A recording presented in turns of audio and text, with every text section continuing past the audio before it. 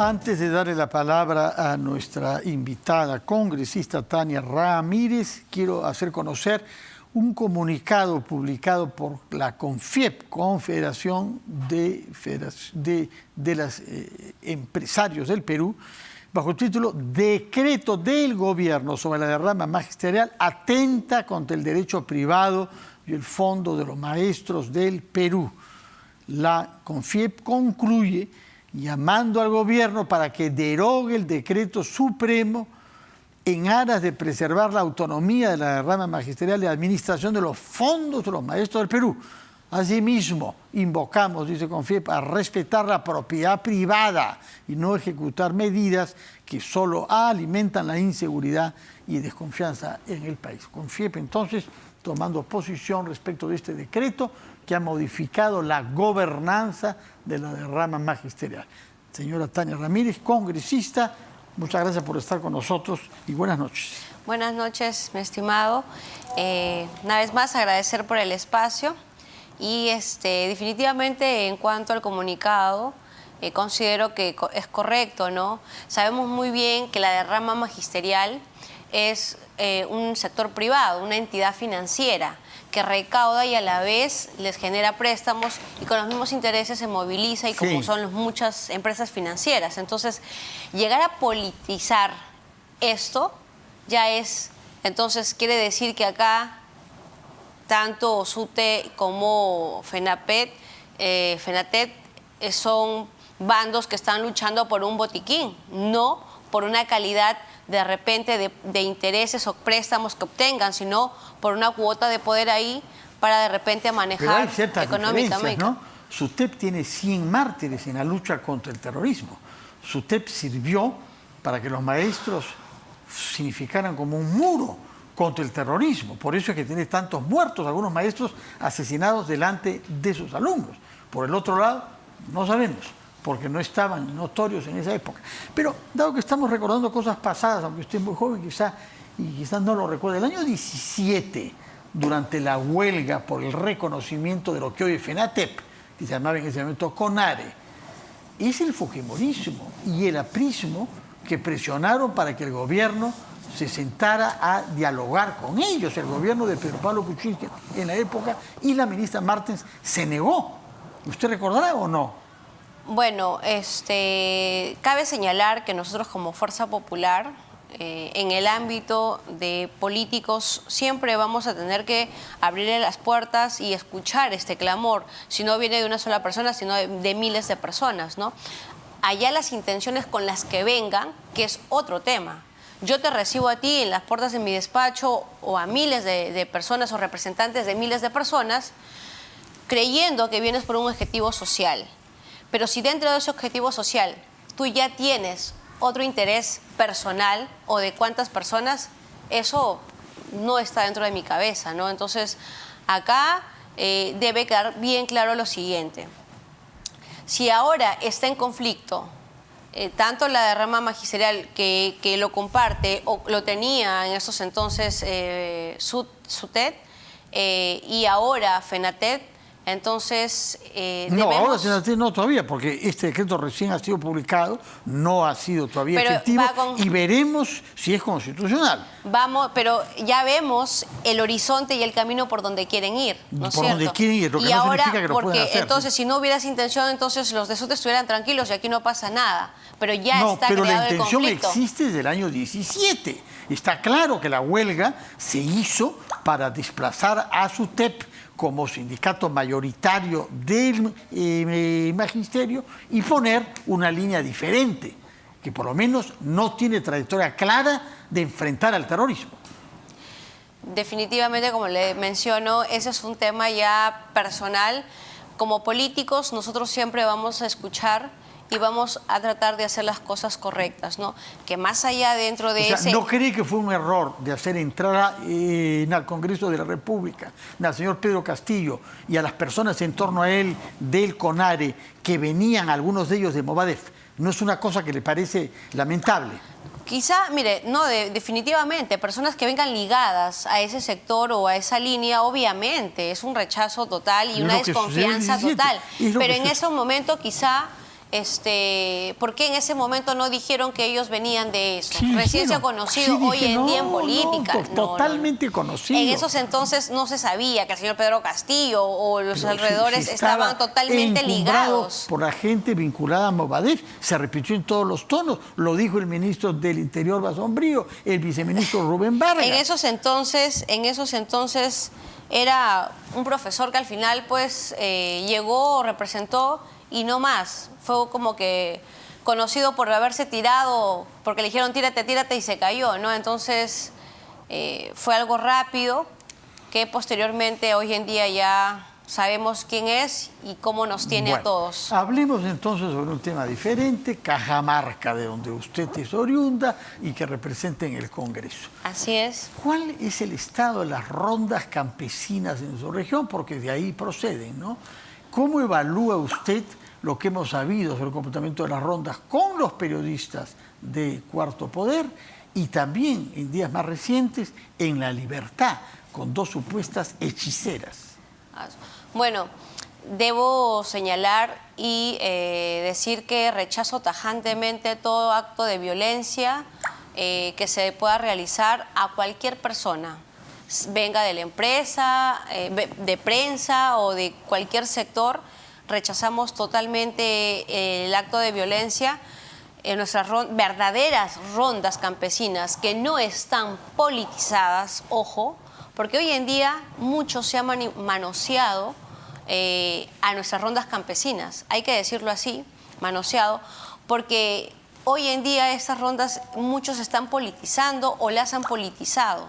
Y ese no es el objetivo ni el fin de una ronda campesina. Eso es lo que ha visto usted en su Cajamarca natal. Exacto. Por ejemplo, cuéntenos algún caso. Hoy en día caminan con el sentido de la nueva Constitución, sus asambleas que realizan son todo para ese tema de nueva Constitución, cómo lo van a hacer, qué van a hacer, que esto, que el otro. Entonces, no se reúnen quizá para ver qué problemáticas tienen en su localidad o qué personas de repente están cometiendo delitos seguidos y cómo podrían hacer para ponerlos a disposición de las autoridades competentes como nuestra Policía Nacional del Perú, que no estar ahí, pero que ellos como refuerzo en esa zona podrían ponerse en comunicación con nuestra policía lo más cerca posible, ¿no? Pero no, sus reuniones o sus asambleas son justamente para hacer política. O sea, lo que nos está diciendo usted es que hay algunos ronderos y algunos dirigentes ronderos, no todos, naturalmente, que están funcionando como agentes políticos de Pedro Castillo. Exactamente. Y eso lo podemos ver, verificar, constatar en algunos videos o publicaciones que hay en las redes sociales donde clarísimo se muestran ahí cómo vienen operando. Esto se está politizando totalmente y desde ahí desnaturaliza totalmente el objetivo de la creación de una ronda campesina. Ya se desnaturaliza totalmente, ¿no? Entonces, lamento mucho este tipo de actos. Como lo mencionaron anteriormente, si llega un ciudadano o camina por una calle, o sea, no tiene que pedirle permiso a nadie porque es público, ¿no? Es público, un camino, una calle, una carretera. Ahora que te metas en una casa es distinto, claro, ¿no? Eso es otra cosa, pero eso no ha sucedido. Eso no ha sucedido. Bueno, señora Ramírez, muchas gracias por estar con nosotros. Recuerdo que usted es congresista de la bancada de Fuerza Popular, representante de Cajamarca, y ese es el título que nos ha dado su punto de vista sobre el tema magisterial, por una parte la derrama y por otra sobre las rondas campesinas. En Cajamarca definitivamente venimos viendo este tema desde el señor Gregorio Santos, también profesor, con las mismas características, con las mismas formas. De manipular las rondas campesinas al servicio de sus intereses políticos y de su corrupción, porque ha sido condenado por eso, ¿no? Y yo sí, acá debo hacer una crítica constructiva a mis paisanos de Cajamarca. Ya tuvieron la experiencia con Gregorio Santos. ¿Cómo los utilizó? Y al final los abandonó, porque nunca hizo nada por los hermanos agricultores que finalmente son ronderos. Hoy, de igual forma operó el señor Castillo. Bueno. Y creo que de la misma forma está pagándoles. Entonces esperemos que esta lección ya sirva y que esto sea un ejemplo para las demás regiones, ¿no? Como hoy en día viene dándose en todas las plazas, en todas las regiones, en estos consejos descentralizados, que lo único que hace es gastar dinero porque solución no hace nada. En todas las regiones donde vamos, las mismas necesidades, las mismas problemáticas. Y cuando van los consejos de ministros, todos ahí, nunca dan una solución concreta a nada. Bueno, entonces, simplemente estamos botando millones de soles en esos consejos centralizados. Y hemos aprendido algo sobre Cajamarca y algo también sobre el funcionamiento político de nuestro país. Muchas gracias y muy buenas noches. Vamos a hacer una pausa y entramos al segmento final de Las Cosas Como Son con el doctor Abel Salinas.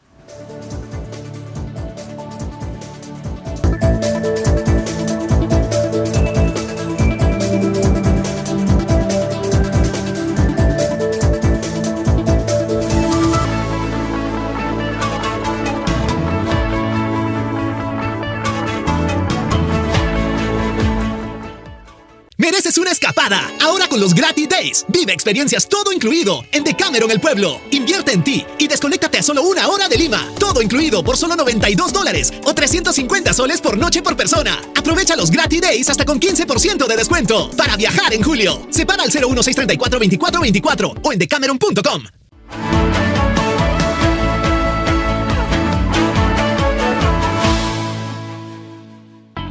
Una vez más, RPP es considerado el medio más confiable del Perú. El Instituto Reuters de la Universidad de Oxford ubica a RPP Noticias en primer lugar de las marcas noticiosas con mayor confiabilidad en el país. Desde RPP seguiremos trabajando para llevar a cada rincón del Perú información de calidad y confiable para el progreso de todos los peruanos.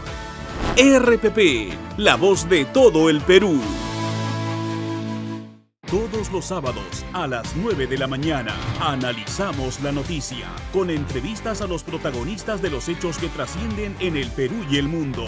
Todo lo que necesitas saber para estar bien informado lo encuentras aquí. Enfoque de los sábados con Fernando Carballo a las 9 de la mañana por RPP, la voz de todo el Perú.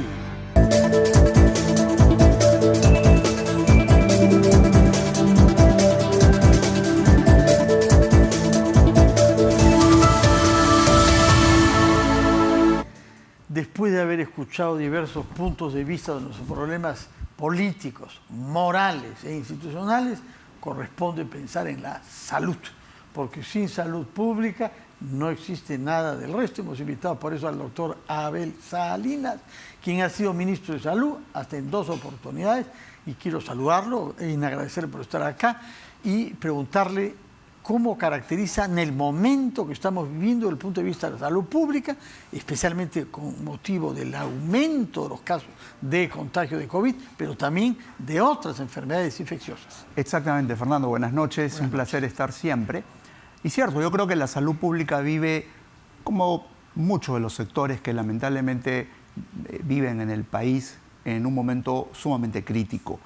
No solamente el tema de la pandemia del COVID, si bien es cierto ahora estamos en el inicio muy probable de una 4ª ola, también es cierto que es una variante más contagiosa desde luego, pero que ha resultado en muchos países mucho menos agresiva, con menos capacidad de provocar enfermedad. Sí contagios, pero no enfermedad como tal y mucho menos como enfermedad grave. Entonces, yo creo que acá conviene analizar qué es lo que está pasando. Lo primero es que no tenemos a la población debidamente vacunada. Es decir, necesitábamos 3 dosis y la población los ciudadanos deberían tener 3 dosis. No deberíamos ni siquiera, Fernando, haber avanzado a una 4ª dosis, salvo algunos grupos de riesgos que están plenamente identificados, recursos humanos en salud, policías, etcétera. Pero el resto de la población debería tener 3 dosis. Sin embargo, tenemos un promedio de 60 y tantos % de ciudadanos con 3 dosis. Tenemos un buen contingente todavía que no lo tienen. Y esto esconde además poblaciones con mucho menos del 50% o grupos de edades con mucho menos. En consecuencia, ahí está el riesgo inminente. Deberíamos trabajar en esto. Lo segundo, yo creo que claramente se ha dicho, tenemos una cantidad de enfermedades desatendidas, vacunas atrasadas de los calendarios nacionales, en los niños, en las gestantes, etcétera, en influenza, y que nos va a pasar la factura. Esto es entendible, es mucho mejor, más fácil, más efectivo, más eficiente contrarrestar una enfermedad antes que se complique. Y aquí se está haciendo todo lo Ahora, contrario. Se ha complicado el tema por el invierno tan crudo que estamos teniendo, récords tanto en la costa central, lo vemos en Lima, como en la sierra y en la selva. Y esto facilita otras enfermedades infecciosas. Háblenos sobre eso, por favor, porque no solamente hay el COVID. Así es, creo que no es todo el COVID y yo creo que eso, más allá del anuncio que pueda hacer el Ministerio de Salud de querer restringir las reuniones o los conciertos, etcétera, lo cual no tiene ningún asidero científico y epidemiológico, menos en una población como la nuestra de tanta informalidad. Vale decir, decir que vamos a evitar o prohibir grandes conciertos será pues en los grandes lugares, pero el resto... Hay grandes de miles, ¿eh? Y habrá muchos otros que sumados hacen mucho más, que es la informalidad y que lo hemos visto siempre, desde el manejo que se hacía antes tratando de cerrar todo y que no se lograba en una sociedad como la nuestra, donde deberíamos tener otro tipo de tareas, como es la propia promoción de la salud, las vacunas, tener a nuestros actores en el primer nivel de atención, etcétera. Hay muchas cosas y que lamentablemente se han desatendido, así como otras enfermedades, y que nos van a pasar la factura.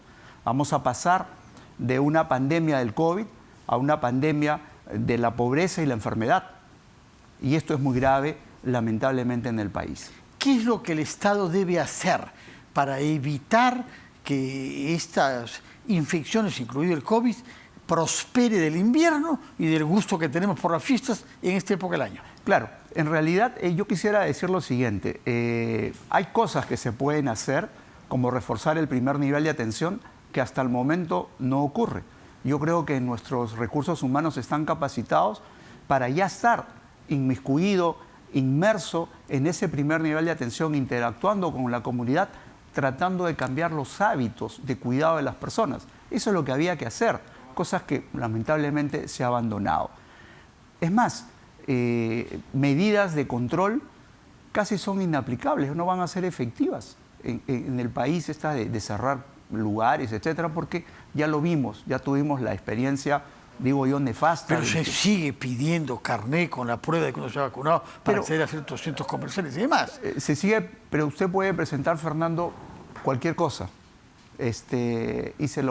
No solamente falsificado, sino lo que usted quiera, bueno, y no hay forma de controlar. La verdad es que me deja con la sensación de que hay que ser más rigurosos, porque si no, corremos el riesgo de que el mes de julio nos pase una factura muy alta para el mes de agosto. Señora Abel Salinas, muchas gracias por estar acá y por prevenirnos a partir de su experiencia como ministro y como médico de que no se debe jugar con los riesgos de estas amenazas a la salud pública. Muchas gracias y muy buenas noches. Es la hora de darle la palabra a Helen Meniz, que nos va a contar qué es lo que han preparado para las claves del día. Helen, buenas noches. ¿Cómo está, Fernando? Buenas noches. Hoy en las claves del día vamos a tener temas muy importantes con respecto a la política de nuestro país. Por ejemplo, la Fiscalía ya abrió una investigación preliminar contra el ministro de Defensa, José Luis Gavidia, por presuntamente haber trasladado a sus hijas en aeronaves del Estado. También vamos a hablar acerca de los casos positivos de la COVID-19 en este inicio de la cuarta ola. Y además sobre la amenaza de muerte que recibió la empresaria Karelyn López. Todo eso y más en breve.